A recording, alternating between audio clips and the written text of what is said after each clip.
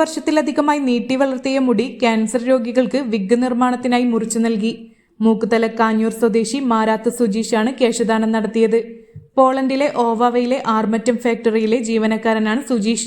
2 വർഷം മുമ്പാണ് Mookkuthala P Chithra Namboothirippad government higher secondary school SSLC 96 ബാച്ചിലെ പൂർവ്വ വിദ്യാർത്ഥിയായ യുവാവ് സഹപാഠികൾക്കൊപ്പം 25ാം വാർഷികത്തിന്റെ ഭാഗമായി നടക്കുന്ന അലുമിനി മീറ്റിന്റെ പ്രചാരണത്തിന് മൂക്കുതല വാര്യർ മൂലയിൽ എത്തിയപ്പോൾ ഡിവൈഎഫ്ഐ പ്രവർത്തകർ കേശദാനം ചെയ്യുന്നത് ശ്രദ്ധയിൽപ്പെട്ടു.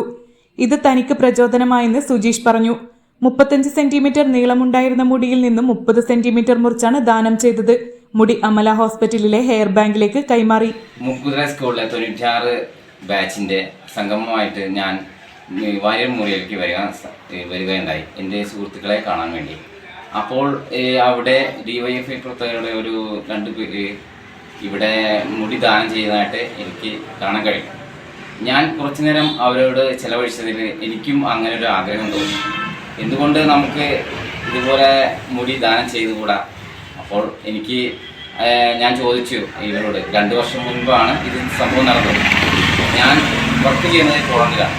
ഇപ്പോൾ നാട്ടിൽ വന്ന് കണ്ടു, അജയ് ഘോഷിനെ കണ്ടു, അവരോട് ചോദിച്ചു.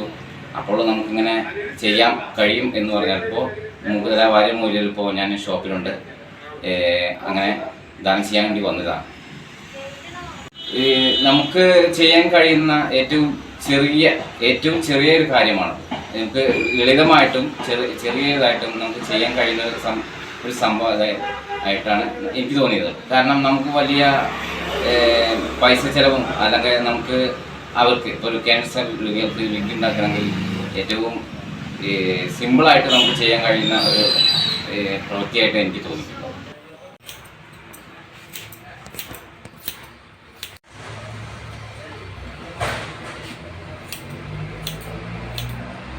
Irland